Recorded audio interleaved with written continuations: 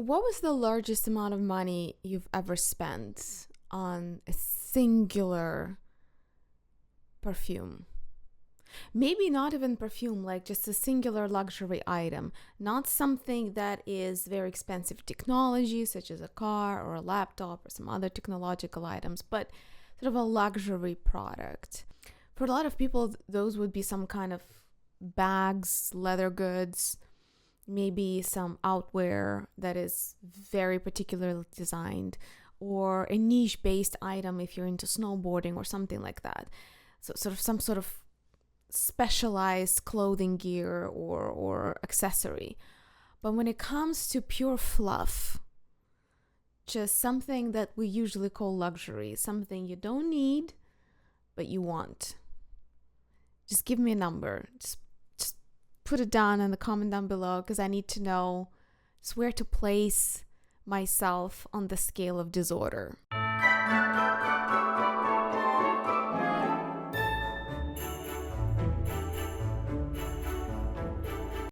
I never thought this day would come when I would show you perfume bottles that not only exceeded my general like $100-$150 per bottle buying limit for years.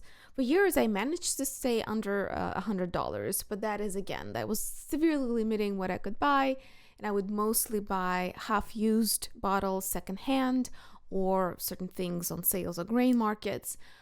That I have surpassed as I started shopping, buying bottles as anchors to a particular place. I think one of the first ones that I bought with a little discount, but it was more or less full price, was Penhaligon's Lavandula.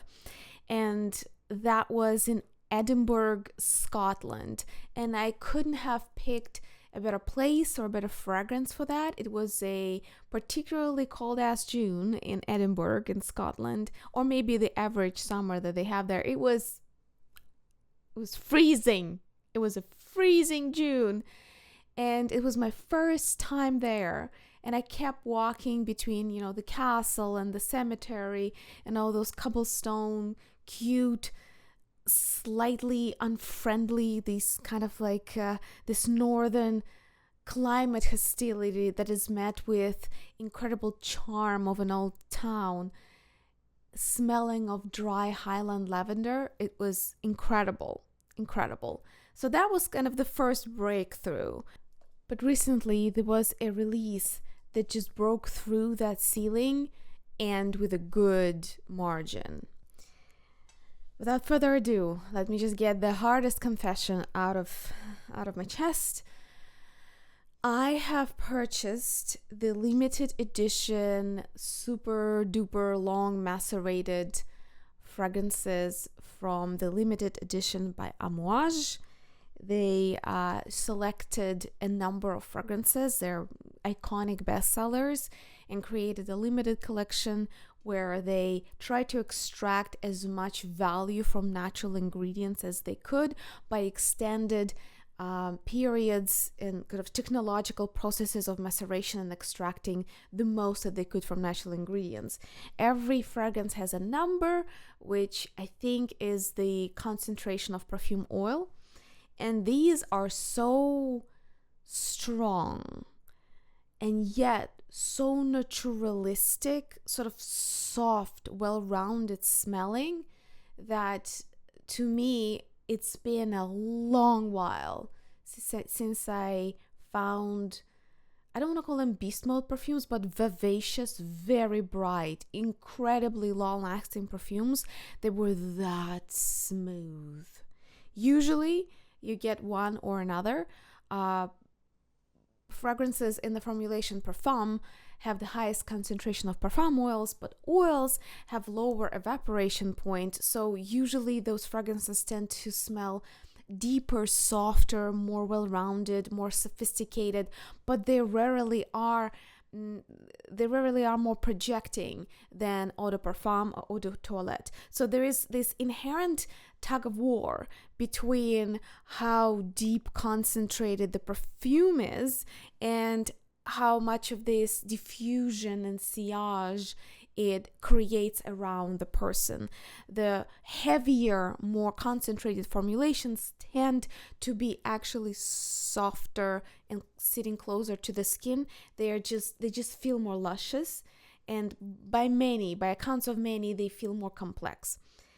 The Amouage, this limited edition collection, somehow managed to achieve both. So, without further ado, I got myself Amouage Epic 56. I had a decant of Epic, and it is these piney, spicy rose. I appreciated it, though, when we're talking about those winter roses, kind of spicy with pine, with kind of Christmas tree flair roses, I do find that Portrait of a Lady is more likable, and Fil d'Aiguille by Serge Lutens, which is hard to find, don't worry about it if you can have access to it, is also somewhat more likable. The original Epic for me is great, but it's just a tad been there, done that. It's just not my first pick, especially given that I have a 100 ml of Portrait of a Lady by Frederic Malson. Like, why double stack on the same concept? But the Epic 56, first of all, the colored glass that's colored inside the bottle with the transparent glass on top, it really creates this interesting kind of visual effect. The packaging, I just wanted to say a few words about the packaging. I don't know how they managed to achieve it purely just with design that's based on paper, but it's incredibly thick, it's textured. Every ounce of design here reads both contemporary and luxury, which is a very thin kind of it's like a blade to walk on. It's very easy and it's popular to sell this eco-friendly, minimal packaging idea in the niche market. Just, put it in the white cardboard, it's fine. And I have nothing against that. But Amouage historically stands for hard luxury. It's just gold upon gold. It has to be like almost these extremely showy type of luxury. And as they've been trying to reach younger demographic and expanding their reach across the globe, as well as that kind of touristy idea of Middle East luxury gold sells, it does. And they always have those offerings for those who care. Like, they have exorbitantly expensive perfume oils that are packaged to the 10 out of 10. But to create something that would also feel contemporary is not that hard for a historic house that is Middle Eastern. I think this absolutely has succeeded. There is attention to detail at every single centimeter, like every single line. The usage of gold, the usage of thick textured paper that is at times feels squishy, at times feel half matte, very matte or laminated. It's beautiful. Beautiful work with packaging, just 10 out of 10, gorgeous. Epic 56. How does it compare with the original? Original is way more piney, is drier, and it's spicier. Here you would get the rosiest rose oil you can imagine. Like if you went to a wedding of an owner of a Bulgarian rose plantation and they were giving, just freshly squeezed, freshly distilled Bulgarian rose oil to like every guest. It's just supremo rose oil. It's really, really good. It has both simplicity because a recognizable profile, and for that some people criticize Epic 56 because they say there's too much rose oil. Like if I really want a rose oil, I can find things that are like that. Epic is supposed to be spicier, more nuanced, and more piney. I would agree with that criticism, but to me this is the richest, rose without it going to a sphere of gothic. It's when you start getting oil with sour musks with incense. Not that. And it's not syrupy like a lot of syrupy sweet winter roses that are very rich. They're very beautiful, no question. And I'll show you at least one in this haul. But it's kind of its own gourmand genre. This rose stays very concentrated on the floral oily aspects with hints of resins and pine and other supporting accords.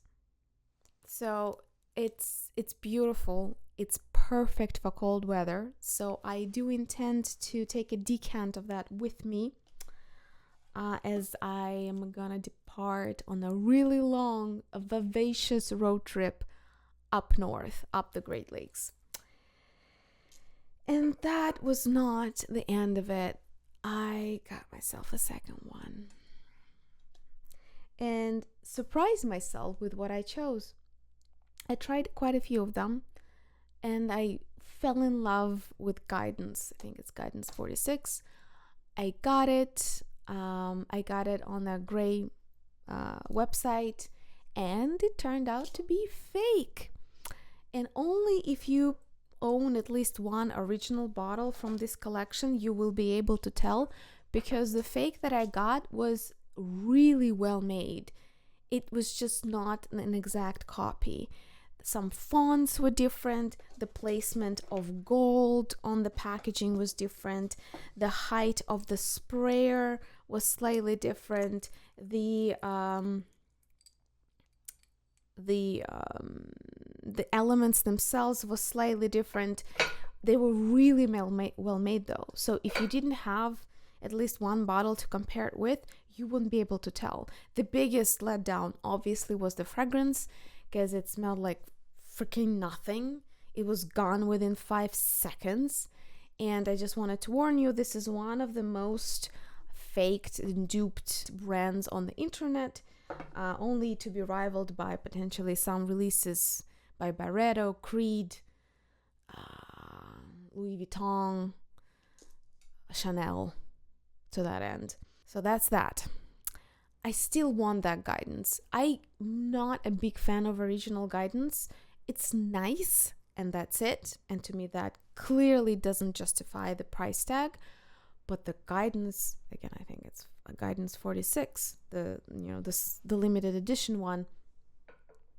It had the most delightful lychee berry, sweet berry, kind of sour sweet, beautiful concoction of notes that I've ever smelled. And all of them stay on your clothes well beyond the wash. Actually, you can wash it at least once and you will still have traces of that scent. When you spray these, they feel a little bit oily because they do have very high concentration of perfume oils, and almost has this odd moisturizing effect. I kind of like that.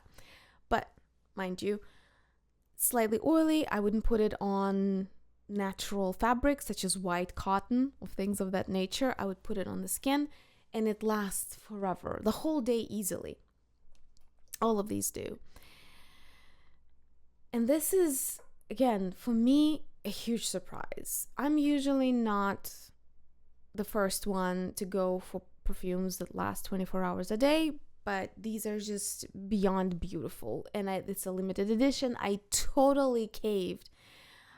I knew that once they sell them out, it will be collectible instantly. This collection to me screams collectible. This is it's gonna last in value. They are gorgeous. They are just gorgeous olfactory wise and packaging wise. So I got, after the Guidance didn't work out, and I kind of decided to put it aside and just have a breather with the Guidance 46. I ended up getting myself a third one. And this is Honor 43. That is a surprise, because original Honor to me smells kind of like bleach a little bit. It's like bleachy white florals. Not a big fan of Original Owner. I used to own Owner for Men, which is a really fun black pepper type of a scent, but not Honor for Women. But this one is divine. This is one of the best white florals I've ever owned, especially if we're thinking about green white florals. There's such a cool kind of like chewing on fresh grass greenery here, and something that reminds me of Lily of the Valley without the brain drilling aspects of Lily of the Valley as an accord in perfumery. Honor 43 ended up being my favorite out of the two. I love them both, as I said. They're incredible olfactory blends. I would highly recommend them if this is in your budget. If it's not in your budget, you can get a 5 ml decant and it will last you a year. They are super duper incredibly concentrated, a lot of dynamism, a lot of diffusion, sillage, and longevity. Truly a rare occasion where something that expensive is worth owning in a decant, though, I mean, clearly the packaging, it's over the top. It's 10 out of 10 beautiful. What can I say? Those of you who have had a chance to check the pricing of this collection do know. I just need a group of support, or maybe intervention, send help, send reinforcements. Let's discuss what's worth our money, because for me, this is truly way beyond anything that I would consider to be reasonable. This is one of the most unreasonable purchases I've ever made. And I'm still processing it, whether it was the right or wrong thing to do. I'm not entirely sure that I'll see it as a worthy investment in 5 years, but it was such a lemming. I kid you not. That and I enjoy having them so fucking much. It's rare for me, but also they over deliver on value, on packaging, on every single aspect. This is one of those keys. This is not like some Bodychea or what is it, Clive Christian, or other ultra luxury brands that I don't get it. If you can just throw $500 at it and don't worry about it, fine, right? Then you exist within your budget. It's not a big deal. But for most people, over $300, over $500 per bottle of an alcoholic liquid that you're going to spray in yourself every once in a while, it's enormous. It's ultra luxury. So I'm just going to read your comments and try to make sense of it, maybe in a later video. Maybe there is going to be some more self-deprecating psychology coming on this channel. We'll see. A little bit of a contrast since we're at it. A very well-respected brand by those who like beast mode perfumes and unusual, kind of twisted, niche olfactory formulations. This is Jeroboam, who, as far as I know, has actually quite a few niche brands. Started as a perfume store, and eventually they expanded to start making their own perfumes. And I got one to try. Yeah, I think this is better. I forgot to let my hair down. Everybody recommended that I try either Goza or Goza, which is in the red bottle. And my biggest concern about it, that it was very tuberose heavy. I am tentatively expanding my vision of tuberose scents, but I used to get horrible headaches from tuberose accord or some aroma chemical that constitutes tuberose accord. So I kind of decided to, for now, stay away. But another big favorite by many is Unui. And I think this is a perfect segue to Unui because I just told you that Amouage Honor 43 is the most gorgeous white floral and the most dynamic with diffusion, with longevity that I've ever tried. Well, Unui pretty much makes the same claim. Similar to Nasomato, Jeroboam claimed to make Extrait de Parfum. So they only make small bottles. I think it's like 30 to 50 mil. I think mine is 30. So they're supposed to be super concentrated, very diffusive, very loud, very long lasting, sort of like clubbing style fragrances, something you can and will and shall smell even after having 5 cocktails. And for what's good about this perfume, it definitely delivers on that promise.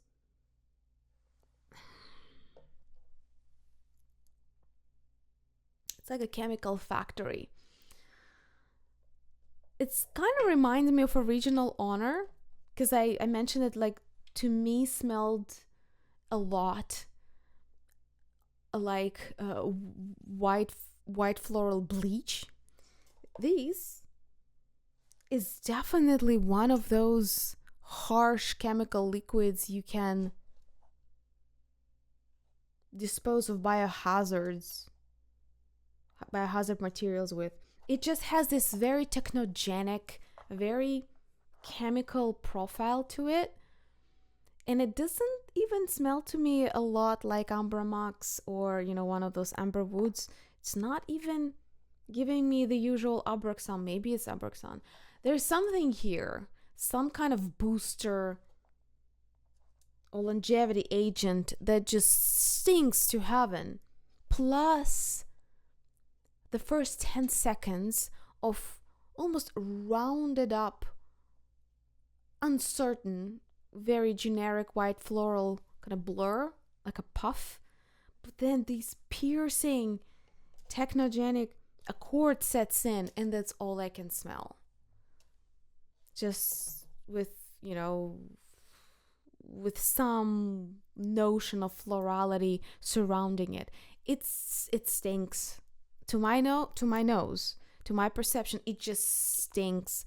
Sure enough, it will stink for over 24 hours, but man, there are so many beautiful, sweet, strong, piercing, light, heavy, oily, spicy, fresh white florals. It's nearly 40% of all perfume market.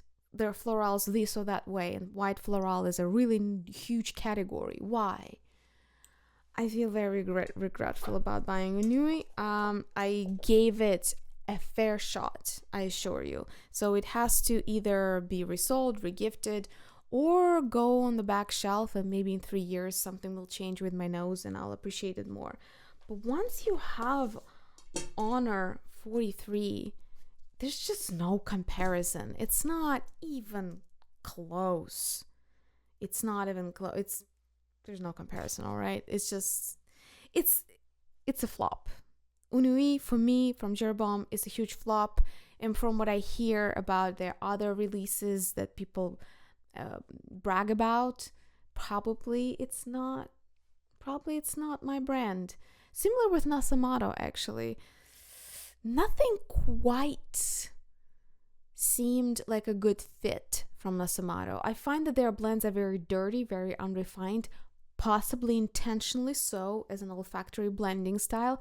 But for me, they're just unrefined, PC. They kind of fall apart. The kind of dirtiness that you want to wash off with a really good oily soap / something after you worked on repairing cars for 8 hours straight. So Nasomato never quite landed for me, and I'm getting very suspicious that Jeroboam is not made for my nose, or potentially made for people who like clubbing, who have very low sensitivity to the nose for this or that reason, and they like kind of factory scents, like technogenic scents, maybe. I'm open to be convinced otherwise. If you have favorites from the brand, or you have some kind of guidance for me or explanation of why it is the way it is, I'll welcome any feedback. On a positive side, this is a kind of repurchase. I haven't finished the bottle of the original yet, but I'm preparing myself that I already need backup. This is L'Artisan Parfumeur. This is a gift set, and it is their Rose Privé. I have a 50 ml bottle that is down probably to 1/5. It's my favorite fresh green rose, and green here, it's kind of like a morning rose. Green, the zesty greenness here is created by the accord of basilic, which I dare say fairly recognizable to my nose as what basilic smells like. It's such an unusual way to freshen up a rose.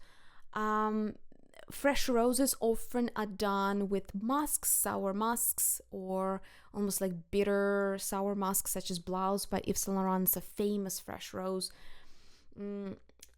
or with bergamot. And that's great. Nothing against that. But this is more interesting. This is just cool. It has such a unique touch of basilic, and the greenness and the perkiness and the brightness of this rose. I love this. Rose Privé is definitely one of my favorites from L'Artisan Parfumeur, and I was more than happy to snatch this whole set to use it as I see please. So we get here 100 ml bottle, we get a shower cream and a body lotion. Pretty nice. Somehow I am on the new wave of shopping Carner Barcelona. I am a big fan of this Spanish niche brand. I've sold, I think, half of their sales of Tardis should be attributable to me. How many people I suggested to buy Tardis if they're looking for a likable perfume, something that just makes everyone want to talk to you, like you. The best perfume for making first contact, making friends, making sales. It's delightful. Tardis is just truly delightful. One of my absolute top 10 probably. And if it is possible to call something a signature perfume, I wouldn't call one, but if there were 10 signature perfumes that described what I like in perfumery, Carner Barcelona Tardis would be one of them. That said, I have quite a few others, and I don't know why, I just stopped shopping. They went through this whole evolution. I don't know if you noticed when they started publishing kind of sporty, poppy colognes with colored glass, which was a phase for almost every niche brand for a while. Then they went for very expensive, overpriced to my thinking, sort of special selection, cool rouge luxury collections. I don't know how well they sell. I just was surprised because to me, Carner Barcelona was the best at making this well-priced, quirky but very user-friendly niche. Something that's easy to wear, but something you can't find in Sephora. And for that, I thought they were one of the best ones, and it's really cool to have a representative from Spain in that category. So I kind of stopped buying them. I just needed to see where all of this marketing pluralism was going. And slowly but surely, this year, I'm picking and choosing a few Carner Barcelona bottles to add to my collection. First I thought about it for 2 years, is Latin Lover by Carner Barcelona. At first, I thought, well, it's just lovely, semi-sweet, kind of like Asmanthus, kind of peachy, semi-sweet, white floral. Lancôme Poème is a way more interesting option in that area, like if you want sweeter white/yellow floral that does the job. Also, Lalique is beautiful in that regard. There are so many options. And yet, decant after decant, after decant after decant, I kept grabbing Latin Lover as this comfort zone. Semi-sweet white floral. Not tuberosy, no lily of the valley, none of the extremes. And I would say Honor 43 by Amouage that I just showed you that is prohibitively expensive That's more of an extreme white floral. It's out of this world, loud, beautiful green with this very wearable lily of the valley undertone. Latin Lover, in contrast, is just girl next door. Something happened there. Let's just keep going. Let's get this confessional done and over with. And also maybe some things you'll find that you want to put in your wish list. So Latin Lover, I'm just tired thinking about it. It's like one of those cases. I'm adding it to my super wearable, super user-friendly, maybe not that special, but something that's just comfy. Like favorite t-shirt kind of a thing. Love it. Got it secondhand from somebody. Couldn't be happier about the price that I got it for. A bit of a risque purchase that I got after reading a lot of comments is Carner Barcelona Danzatoria. A lot of people were talking about just how sophisticated or retrospective Danzatoria is. And my ego, which is, as many of you know, is already pretty enormous, needed to just expand even more. I just needed those extra intellectual points for owning Danzatoria, so I got it. A friend of mine, coincidentally, loves it. For her, it's kind of a bitter, concentrated, herbaceous, almost shipper without the sourness that you expect from a shipper. Just like concentrated, bitter, olibanum type of a scent. To my nose, I get a lot of retro. I get a lot of old school, kind of dampened patchouli, kind of grandma's old suitcase feel.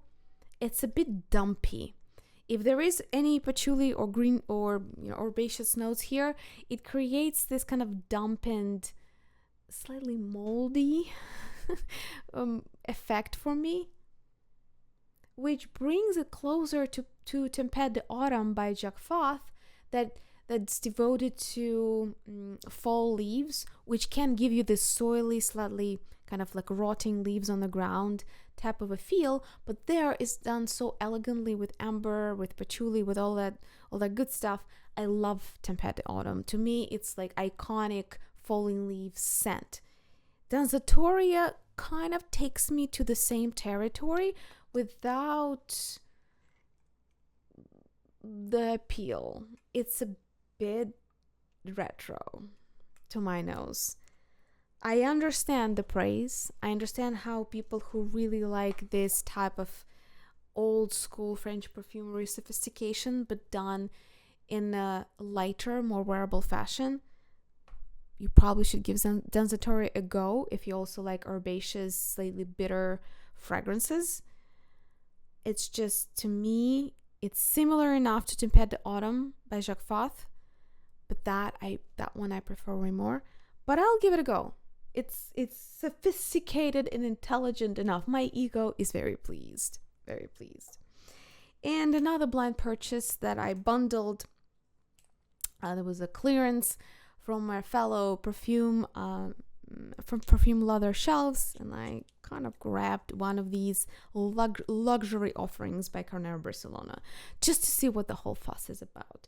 This one is called Rose and Dragon, and that's one of their lines that's supposed to be more elevated, more expensive. Well, I got it because I love dragons. The winter is upon us, and there's nothing more delightful to me than winter roses. Ever since I rediscovered roses in perfumery, which was like about 5-6 years ago, I can't have enough. I love winter roses. Spicy, sweet, gothic, you name it. Rose and Dragon is a gothic rose, meaning rose here has a lot of this rose oil, kind of sour, bitter, beautiful, deep red qualities, but it's combined with cold, wet, also green patchouli accord. And I have a lot of beautiful, dark, deep roses, but when it comes to dark in terms of a little bit of morose, a little bit of danger, a little bit of this otherworldness, Dark Academy, dragons and dungeons and all that kind of dark fairy tales vibes. The only other rose I could think of would be Lyric by Amouage. So I got a really good deal on Rose and Dragon, and I wanted to give you a bit of like a first impressions rundown. Which one is which one is the best Gothic rose? So Amouage, Lyric, is sweeter, and the dark magic, right, ominous side of this fragrance is incense that you can feel quite well. But the sweet jammy rose really balances it very well. I would say like sweet jammy rose, slightly spicy 60%, and colder ominous incense 40%, in terms of at least how to my nose the perception lands. The Rose and Dragon would be way more affordable option, first of all, especially if you can find it secondhand. Lyric, even secondhand, still gonna be above $100. This you can find a little bit cheaper, but it depends. This is less sweet and more patchouli form of a Gothic rose. I gotta say, I like them both. And I'm happy to say they're different enough that I can justify having both, owning both of them. They're not too similar. They are definitely from the same genre of dark fairy tales, sort of dark arts academy style, and it's one of my favorite genres in perfumery in general, and in dressing up, especially in cold months. So I am well stocked. Did you notice? And there's a lot of prep going on here to enjoy the fall, actually up north, because I'm finally departing Florida. It's gonna be a very toasty 30s Celsius, 80s, 90s Fahrenheit here in the fall. And one more confession to make. This is a brand that I debated exploring or not exploring for the longest time. Let me show you what I've got, and then we'll kind of go, hopefully together, on a bit of a tangent about what does it mean to explore anything these days in the chaos and the exponential explosion of productization of olfactory science and arts. Nevertheless, this is a brand Isabeau.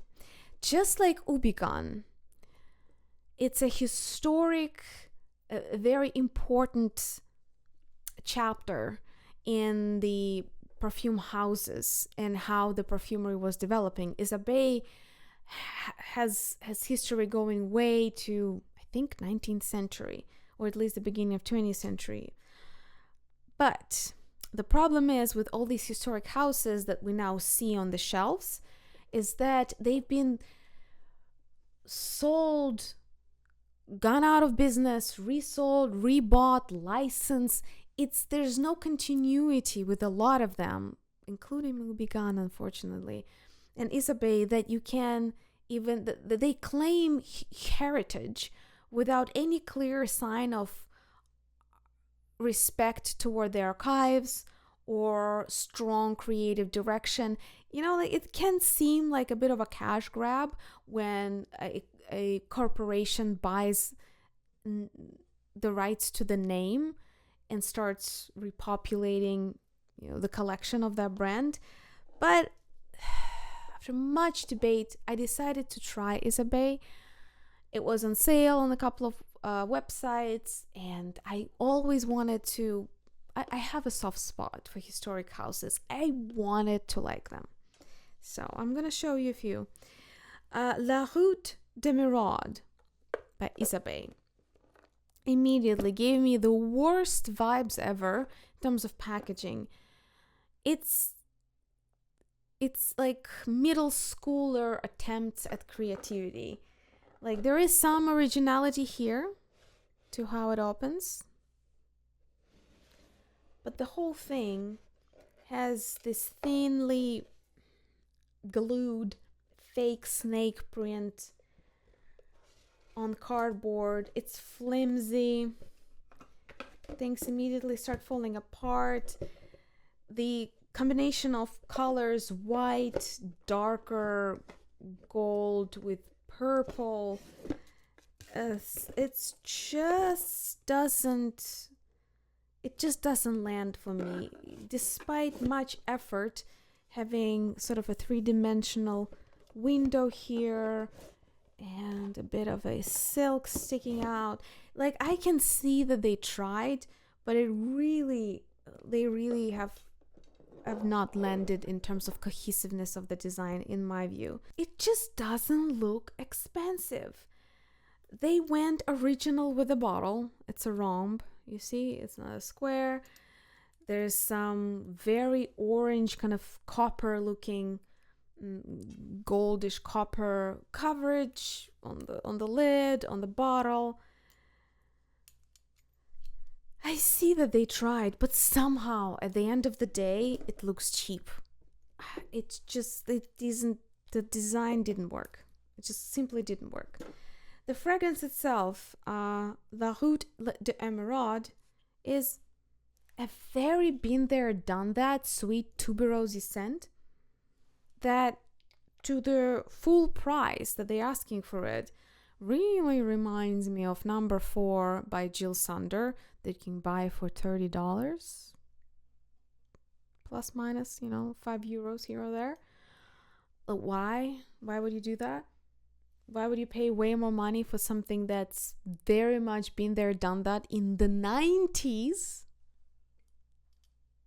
It's a mystery to me. Cute, wearable, been there, done that. It's wearable.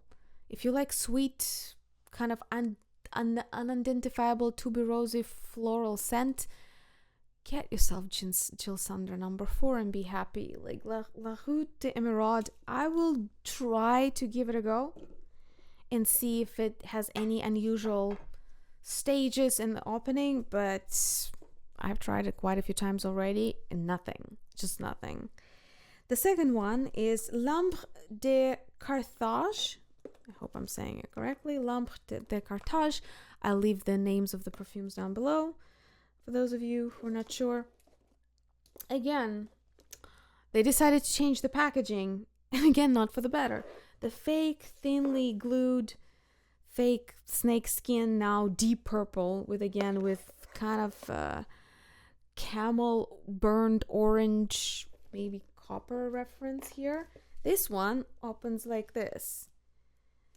And I don't know how, like all of these fake leather covered cardboard show signs of glue sticking out, the cardboard revealing themselves. Some of the panels are not quite staying in place. No, that was not a good design decision, just in my not so humble opinion. Similar bottle design. This is just a bigger bottle. I mean, most of the Arabic scents, those are very intricately packaged, and they're usually dupes for more famous perfumes, and they cost like $20-$40. Will look like this. So it's just, when they were designing it, they should have benchmarked themselves by what else is on the market, especially what else is on the market in a much cheaper category. Because if you were trying to revive a historic luxury perfume house, your packaging and your cohesive kind of concept/content design has to land just so. Otherwise, like any Afnan, Swiss Arabian, you name it, budget-friendly Arabic replica will look the same or more expensive than what you have here. So unfortunately, again, a change in packaging didn't really improve things much. But let's see about the fragrance. L'Ambre de Carthage. It's supposed to be a rich, deep, very complex amber scent. And so it is. and yet it reminds me of 1,000 other amber scents on the market. Like, I just can't even pinpoint a single note, a single facet of this fragrance that would make it distinguishable from 1,000 others. Like Histoire de Parfums Amber 114. So many, like Grand Soir by Francis Kirkjohn. There's so many ambers. Why? Why would somebody go for a lesser known, oddly packaged amber that has no distinctive features? Like, be original. Add like caraway spice just in the opening. At least make the opening just a tad more special, tad more different. Then you have a distinguishing factor. Let it dry down to a classic spicy amber scent, Middle Eastern style. Fine, no problem there. It's still gonna be a very friendly, classic, wearable scent, but at least make the opening a little twisted. You know what I mean? There's nothing here that I can pinpoint to that would make me want it. So blind purchase, luckily I didn't pay full price for it, but it's just disappointment after disappointment, guys. And just to, settle the record, they're not bad. They're just forgettable. And I would never recommend anybody to buy them as a gift. Packaging just doesn't justify that. And I would never recommend somebody to buy them full price. That said, if you're on the market for a classic spicy amber and you find this on a good price, go for it.